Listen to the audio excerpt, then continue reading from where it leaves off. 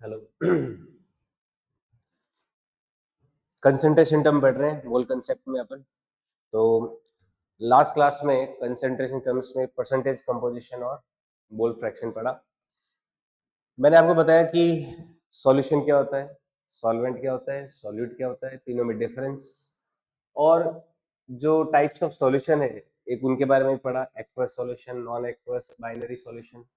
फिर अलग अलग जो कंसंट्रेशन टर्म्स पढ़ते हैं अपन, सबसे पहले परसेंटेज कंपोजिशन, फिर पढ़ते हैं मोल फ्रैक्शन, फिर मोलैरिटी, फिर मोलालिटी, फिर नॉर्मेलिटी। परसेंटेज कंपोजिशन में ऊपर तो सॉल्यूट का अमाउंट रहता है, नीचे किसका रहता है, सॉल्यूशन का। उसको किससे मल्टीप्लाई कर देते हैं, 100 से। चार तरह के परसेंटेज कंपोजिशन पॉसिबल है, weight by weight, volume by weight, weight by volume और वॉल्यूम बाय वॉल्यूम।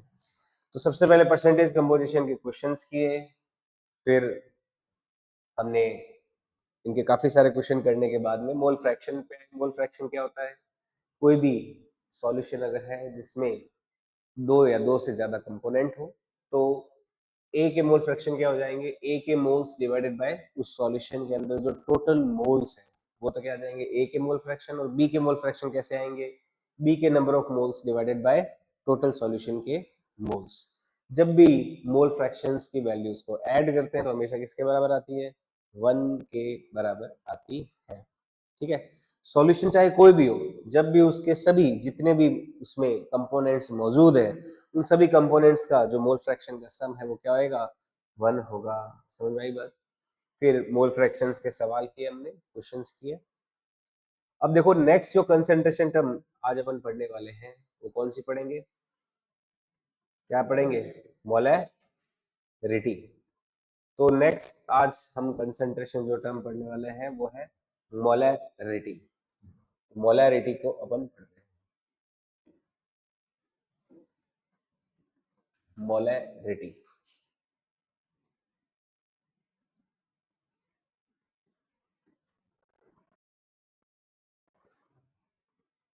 तो देखो मोलैरिटी क्या होती है। मोलैरिटी जो टर्म है, इस टर्म को समझने के लिए आपको देखो मोलैरिटी के बारे में क्या ध्यान रखना है।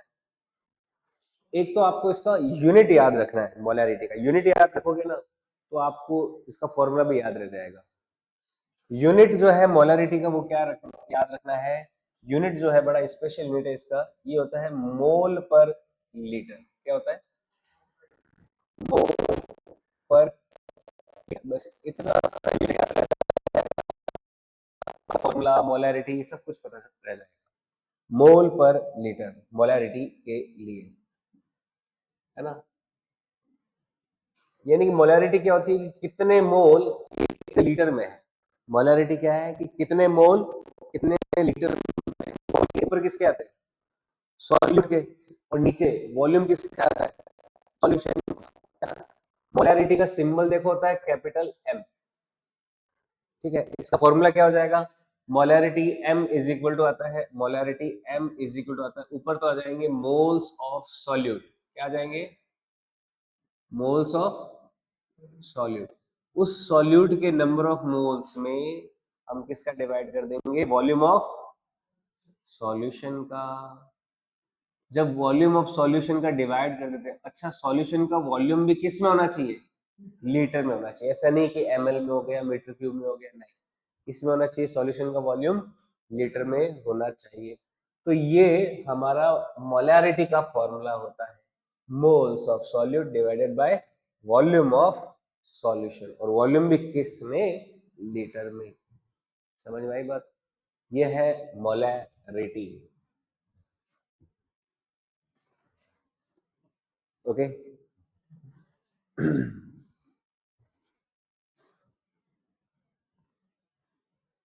मोलैरिटी के देखो और फॉर्मूले क्या बन सकते हैं, जैसे मोल्स ऑफ सॉल्यूट को क्या लिख सकते हैं, गिवन मास।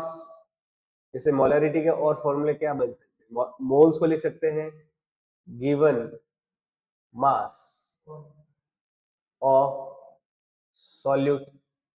मोल क्या होता है, गिवन मास में किसका डिवाइड कर दो, मोलर मास का। तो given mass of solute divided by molar mass of solute, है ना। इसमें किसका डिवाइड कर दोगे, वॉल्यूम ऑफ सॉल्यूशन का लीटर में, तो इसको मैं ऐसे लिख सकता हूँ into 1 upon volume of solution, और वो भी किसमें, लीटर में होना चाहिए। तो इससे क्या आ जाएगा आपके पास, मोलैरिटी आ जाएगी। तो ये भी एक फॉर्मूला हो गया मोलैरिटी का, ये एक और फॉर्मूला हो गया। समझ में आई बात। तो ये है मोलैरिटी, ठीक है। मोलैरिटी क्या है, मोल पर लीटर, मोल किसके, सॉल्यूट के, लीटर किसका, सॉल्यूशन का। ये बात ध्यान में रखना आपको, है ना। जो यूनिट है उस यूनिट से ही आपका काम हो जाएगा।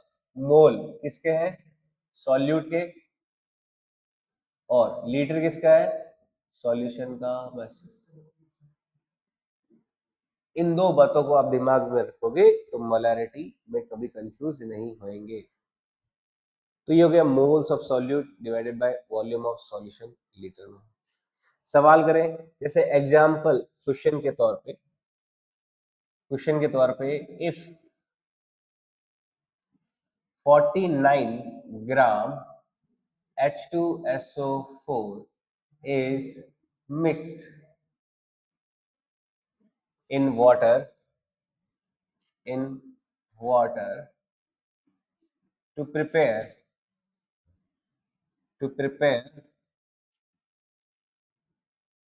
क्या प्रिपेयर किया, to prepare 500 ml solution, calculate molarity of solution, calculate molarity of solution। ये एक देखो सवाल है कि हमने 49 ग्राम SO4 को मिक्स किया वाटर में 500 ml सॉल्यूशन, 500 ml सॉल्यूशन बनाने के लिए, तो उस सॉल्यूशन की मोलैरिटी को कैलकुलेट कीजिए।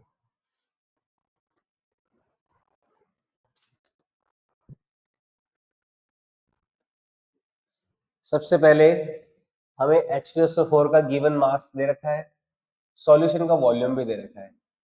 हमें सॉल्यूट का मोलर मास क्वेश्चन में नहीं दे रखा। H2SO4 का मोलर मास कितना होगा पता है किसी को, कितना होता है, 96 होता है, 98 होता है।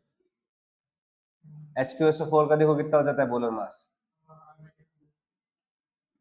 जो H2SO4 है आप निकाल सकते हो, बाकी ये 98 होता है ना, याद रखना मोलर मास H2SO4 का 98। ठीक है, तो बताओ क्या आंसर आया, कितनी आई मोलैरिटी इस सॉल्यूशन की, बिल्कुल सही।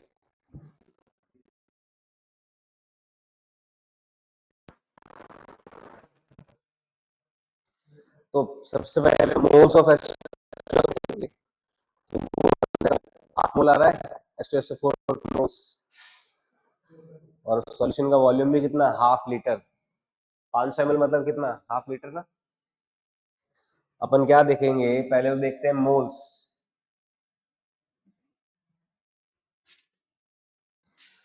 या तो सीधा इसमें रख दो फॉर्मूले में, मोलैरिटी निकालनी है तो m is equal to given mass, given mass कितना 49 डिवाइडेड बाय मोलर मास कितना 98 इंटू 1 अपॉन वॉल्यूम सॉल्यूशन का 500 ml दे रखा है, तो 500 ml को लीटर में कन्वर्ट करना है तो 1000 का डिवाइड करना पड़ेगा, तो इसमें क्या करेंगे 1000 का डिवाइड कर देंगे। समझ आई बात, ठीक है या नहीं है, क्लियर।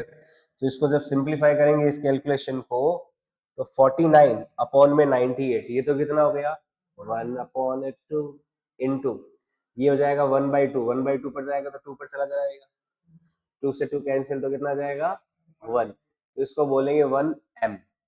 क्या हो गया, मोलैरिटी कितनी आ गई 1। इसको कैसे रीड करते देखो, इसको बोलेंगे 1 मोलर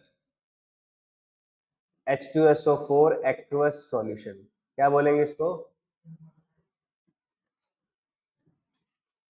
ये क्या कहलाएगा solution, 1 molar H2SO4 aqueous solution कहलाएगा, ये सॉल्यूशन जो है।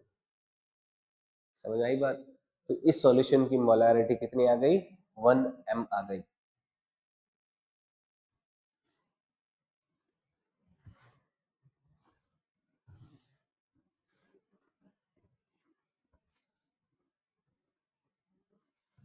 ओके,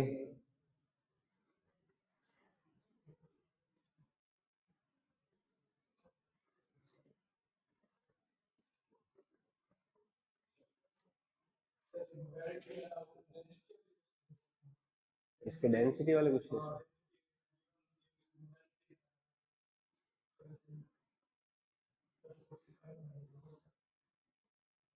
तो क्वेश्चन अभी निकाल, चलो करा देता हूँ क्वेश्चन। अब देखो ये तो सिंपल सा क्वेश्चन हुआ, और सिंपल सा क्वेश्चन प्रैक्टिस करें। देखो और सिंपल सा क्वेश्चन प्रैक्टिस के तौर पे, जैसे मान लो आप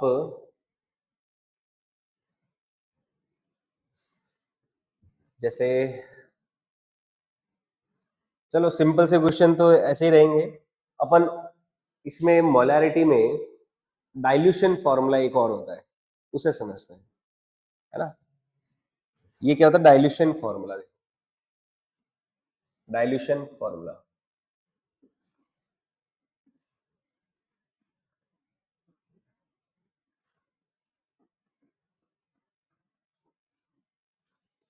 देखो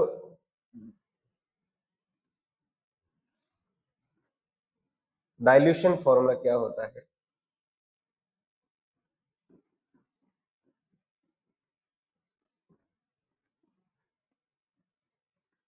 डाइल्यूशन क्या होता है, सबसे पहले डाइल्यूट करना। डाइल्यूट करने का मतलब क्या, में सॉल्वेंट बोलते हैं, डाइल्यूशन बोलते हैं, है ना। आपके मान लो आपको कोई रूअफ़ज़ा लाके देता है, शरबत लाके देता है, तो शरबत अगर मीठा है तो हम उसको क्या बोलते हैं, इसे पानी थोड़ा और डाल, है ना, पानी थोड़ा और मिला इसमें, नहीं, अगर मीठा ज्यादा है तो, और मीठा कम है तो उसमें क्या बोलते हैं, चीनी और थोड़ा मिला, है ना। तो यहाँ पे अगर कोई कंसंट्रेटेड शरबत है तो उसको हम डाइल्यूट करते हैं तो उससे मिठास कम हो जाती है ना। तो मिठास कम करनी है, डाइल्यूशन करना है, तो डाइल्यूशन वाले प्रोसेस में क्या किया जाता है, सॉल्वेंट को ऐड किया जाता है। तो डाइल्यूशन फॉर्मूला जो होता है, डाइल्यूशन कैसा प्रक्रिया है, एक ऐसा प्रोसेस है जिसमें हम क्या करते हैं, ऐड करते हैं solvent, process in which solvent is added, process in which solvent is added. पहली बात तो एक डाइल्यूशन ऐसी प्रक्रिया है जिसमें सॉल्वेंट को ऐड किया जाता है। ओके, आई बात समझ में। अब देखो सॉल्वेंट अगर ऐड हो रहा है, ध्यान से समझ रही बात, अगर डाइल्यूशन वाले प्रोसेस में क्या ऐड हो रहा है, सॉल्वेंट, तो सॉल्यूट को ऐड कर रहे हैं या रिमूव कर रहे हैं क्या, नहीं कर रहे हैं ना। तो डाइल्यूशन वाले प्रोसेस में सॉल्यूट की अमाउंट क्या रहती है, फिक्स रहती है। केवल छेड़खानी किसके साथ कर रहे हैं, सॉल्वेंट के साथ, तो सॉल्यूट की अमाउंट क्या रहती है, फिक्स, यानी कि सॉल्यूट के नंबर ऑफ मोल्स डाइल्यूशन के पहले और डाइल्यूशन के बाद भी क्या रहेंगे, फिक्स रहेंगे। तो अमाउंट अमाउंट और moles of solute remain same during dilution.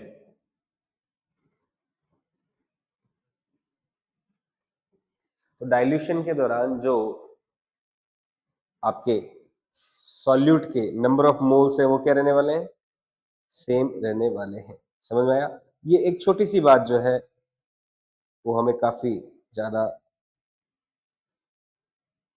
Helpful रहती है क्वेश्चंस को सॉल्व वगैरह करने में। ठीक है, ये दो बातें डाइल्यूशन में हमें ध्यान में रखनी है। देखो डाइल्यूशन फॉर्मूला कैसे बनेगा, मान लीजिए एक कंटेनर ले लेते हैं, एक कोई बीकर जैसा अपन ने ले लिया, लेट सपोज ये कोई बीकर ले रहे हैं, ये कोई ग्लास बीकर लिया, इसमें पहले हमारा सॉल्यूशन जो है यहां तक भरा हुआ था, हमारा सॉल्यूशन यहाँ तक हमने बराबर, ठीक है। सॉल्यूशन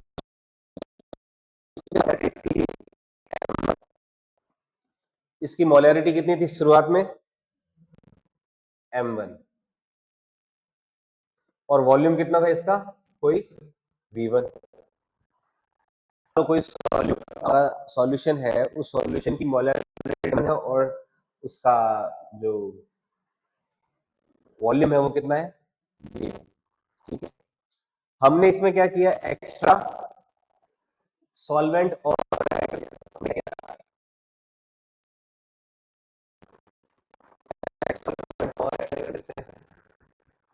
ठीक है, और एक्स्ट्रा सॉल्वेंट ऐड किया। सॉल्वेंट ऐड करने से अब जो कंटेनर का वॉल्यूम है वो बढ़ के क्या हो गया, अब क्या हो गया कंटेनर का वॉल्यूम, अब देखो मोलैरिटी कोई m2 हो गया है और वॉल्यूम कंटेनर का टोटल कितना हो गया, v2 हो गया। समझ रहे हो बात, तो हमने क्या कर दिया, डाइल्यूशन कर दिया। अब इस पूरी प्रक्रिया में चेंज क्या नहीं हुआ, सॉल्यूट चेंज नहीं हुआ ना, इतने पार्ट में भी सॉल्यूट उतना ही था, इतने पार्ट में भी सॉल्यूट क्या है, उतना ही है। समझ रहे हो। अब देखो डाइल्यूशन फॉर्मूला कैसे मिलेगा, जैसे मोलैरिटी m बराबर क्या होता है, ये number of moles of solute divided by क्या होता है, वॉल्यूम ऑफ सॉल्यूशन। तो यहां से एक बात ध्यान में रखना कि अगर मैं n की वैल्यू देखूं वो क्या होती है, मोलैरिटी इनटू वॉल्यूम। अगर आपको नंबर ऑफ मोल्स सॉल्यूट के चाहिए तो आप किसको मल्टीप्लाई करोगे, सॉल्यूशन की मोलैरिटी में वॉल्यूम का मल्टीप्लाई करोगे ना, तो इसको क्या बोलेंगे, मोल्स ऑफ सॉल्यूट बोलेंगे, मोल्स ऑफ सॉल्यूट। तो अगर आपको किसी सॉल्यूशन में सॉल्यूट के नंबर ऑफ मोल्स निकालने हैं तो किन दोनों का मल्टीप्लाई कर दोगे, मोलैरिटी का वॉल्यूम के साथ मल्टीप्लाई करेंगे तो क्या नंबर ऑफ मोल्स नहीं आ जाएंगे सॉल्यूट के, आ जाएंगे नहीं आ जाएंगे। ये बड़ा इंपॉर्टेंट फॉर्मूला है यहाँ पे। देखो इंपॉर्टेंट फॉर्मूला क्यों है, क्योंकि इसका हम यूज करके जो डाइल्यूशन फॉर्मूला है बड़ा आसानी से निकाल सकते हैं, है ना। क्यों, डाइल्यूशन फॉर्मूला आसानी से कैसे निकल जाएगा, मान लीजिए डाइल्यूशन किया उससे पहले नंबर ऑफ मोल सॉल्यूट के n1 थे, अब नंबर ऑफ मोल सॉल्यूट के कोई n2 हो गए, तो डाइल्यूशन के दौरान n1 और n2 की वैल्यू क्या रहनी चाहिए, इक्वल रहनी चाहिए ना, है ना। तो ड्यूरिंग डाइल्यूशन, अगर हम ड्यूरिंग डाइल्यूशन देखें तो डाइल्यूशन के दौरान क्या होना चाहिए, जो नंबर ऑफ मोल्स हैं, जो डाइल्यूशन से पहले नंबर ऑफ मोल्स थे सॉल्यूट के और डाइल्यूशन के बाद जो नंबर ऑफ मोल्स है सॉल्यूट के, वो क्या होने चाहिए, बराबर होने चाहिए। अब डाइल्यूशन से पहले कितने थे नंबर ऑफ मोल्स, क्या m1 v1 नहीं थे, डाइल्यूशन से पहले नंबर ऑफ मोल्स कितने थे, m1 v1, और डाइल्यूशन के बाद कितने हो गए, m2 v2। तो यही हो गया हमारा डाइल्यूशन का फॉर्मूला, m1 v1 बराबर m2 v2। इस फॉर्मूले को हम क्या कहते हैं, डाइल्यूशन फॉर्मूला बोलते हैं। समझ में आई बात, m1 v1 बराबर m2 v2, ठीक है। जब भी कोई सॉल्यूशन को डाइल्यूट करते हैं तो उस डाइल्यूशन के प्रोसेस में मान लो सॉल्वेंट का नया वॉल्यूम ऐड किया हमने, तो उस प्रक्रिया में m1 v1 बराबर क्या रहेगा, हमेशा m2 v2 के बराबर रहेगा। कहां से आया है, नंबर ऑफ मोल्स जो है सॉल्यूट के वो फिक्स रहेंगे, उससे आया है ना। तो this is called dilution formula.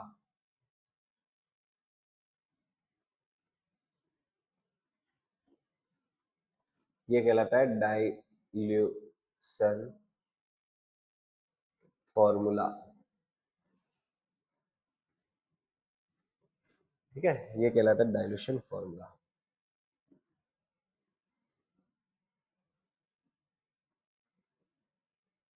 तो ये हमें ध्यान रखना है इसके बारे में,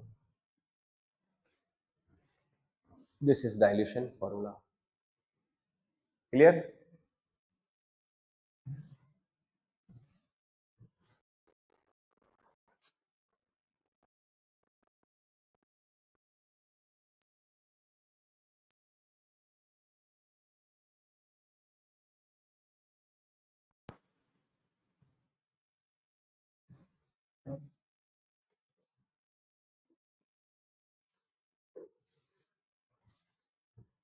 ठीक है, सवाल करें डाइल्यूशन फॉर्मूले पे बेस्ड। देखो डाइल्यूशन फॉर्मूले पे बेस्ड सवाल कैसे कैसे होता है, जैसे सवाल के तौर पे मान लीजिए क्वेश्चन क्या होता है,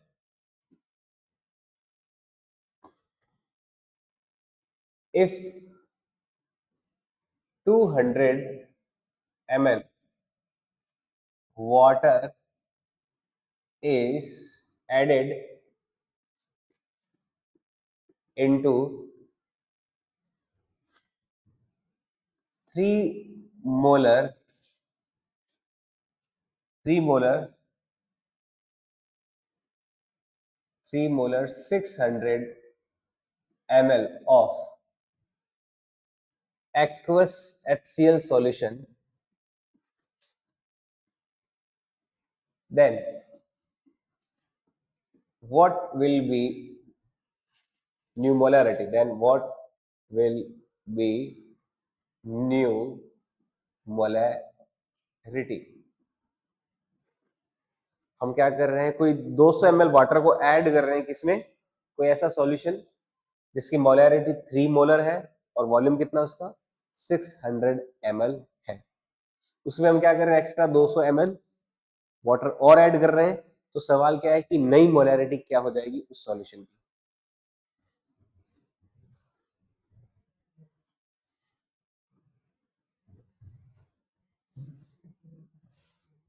बताइए।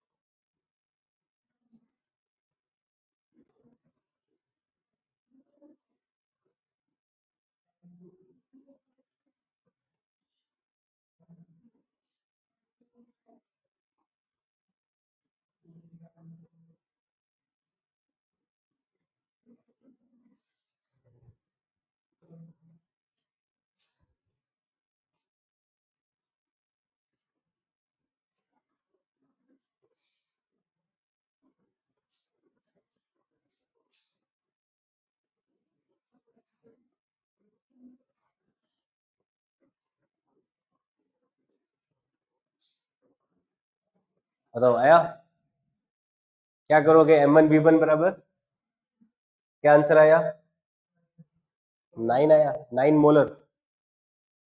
क्या 3 से 9 जानी चाहिए, डाइल्यूशन कर रहे हो तो मोलैरिटी बढ़ेगी या घटेगी।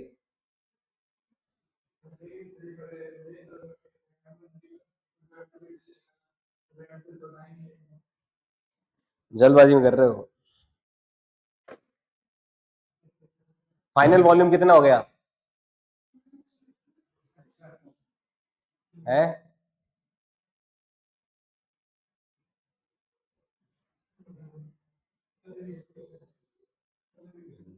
जब जब ओवर कॉन्फिडेंट होते हो नुकसान कर देते हैं। फाइनल वॉल्यूम कितना है, इनिशियल मोलैरिटी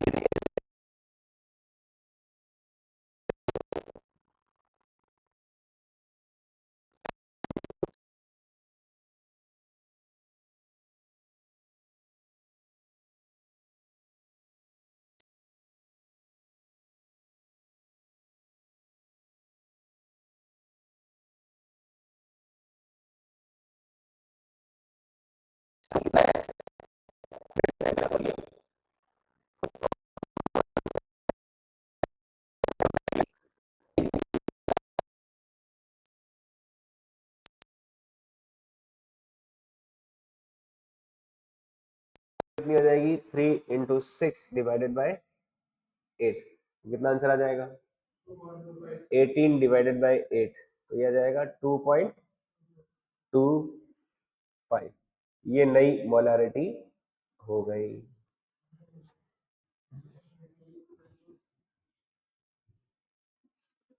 तो ये डाइल्यूशन के क्वेश्चन होते हैं ऐसे।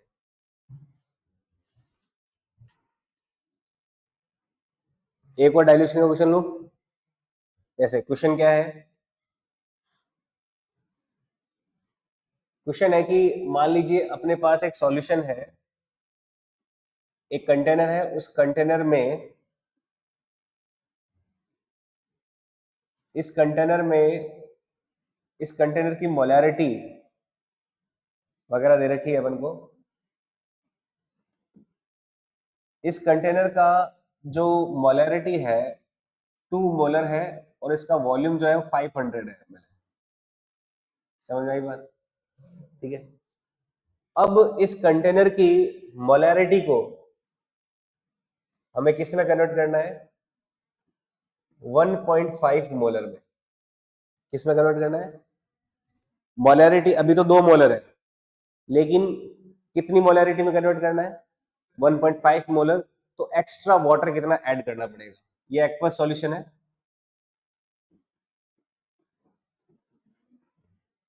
तो इस प्रक्रिया में how much extra water is added, how much extra water is added. तो इस पूरी प्रक्रिया में एक्स्ट्रा वाटर कितना ऐड करना पड़ेगा। तो एक सॉल्यूशन है, मोलैरिटी और उसका वॉल्यूम 5 ml, फिर उसकी मोलैरिटी को हमें कन्वर्ट करना है 1.5 m में। तो इस प्रक्रिया में कितना एक्स्ट्रा वाटर ऐड करना है?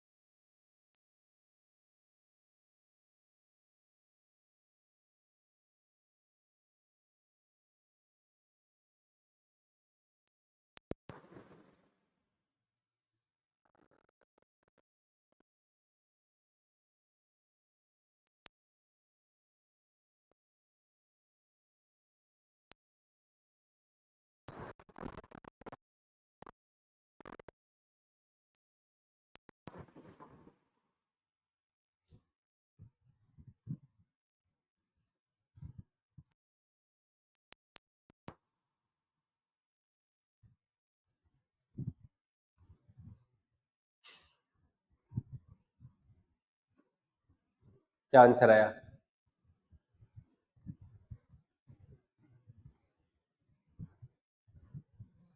करिए m1v1 बराबर m2v2, v2 कितना आया, सारा ml में करो।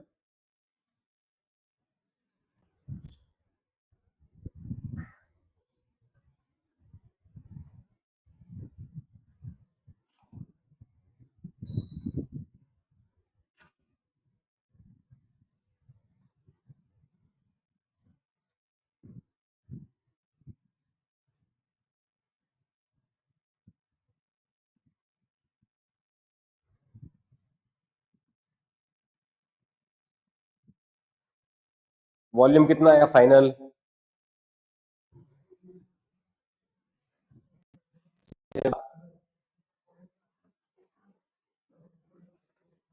m1v1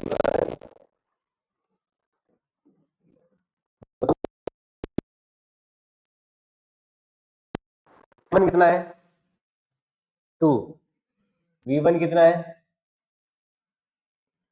300 ml, m2 कितना 1.5, v2 निकालना है। तो v2 की देखो वैल्यू कितनी हो जाएगी 2 × 300, यानी कि हो गया 600 divided by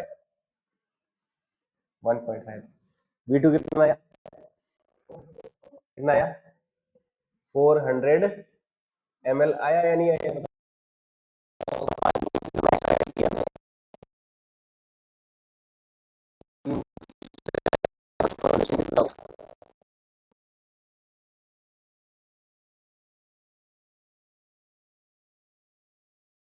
extra water is added,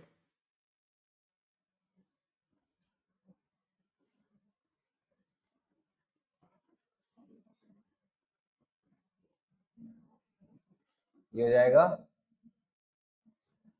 100 ml answer आ जाएगा। बात देखो, फोकस जो है ना वो चीजों पे बनाए रखो, है ना। आपकी यंग जनरेशन की दिमाग में हजार बात चलती रहती है, मतलब इतने से काम हो जाएगा, है ना। दिमाग दौड़ाते रहो, इन चीजों में घुसो अंदर, करो दो इनको, तब अपन एग्जाम में क्वेश्चन सही कर पाएंगे। वरना आते हुए क्वेश्चन आप गलत कर, है ना। तेरे को कोई थ्योरी में दिक्कत थोड़ी ना है, फिर भी देख जो भी सवाल दे रहा हूँ उसका आंसर नहीं निकाल पा रहा। हाँ, सिली मिस्टेक्स कर रहा है ना, क्यों कर रहा है ये? यही तो तेरा सिलेक्शन नहीं होने देगी, वरना इस साल तो सेलेक्ट हो जाएगा अगर ये तेरे को चीजें सही ढंग से प्रैक्टिस में आ जाती तेरे तो। थ्योरी 2 साल तूने बढ़िया पढ़ी, नहीं पढ़ी, तब सिली मिस्टेक्स वो नुकसान पहुंचाती है।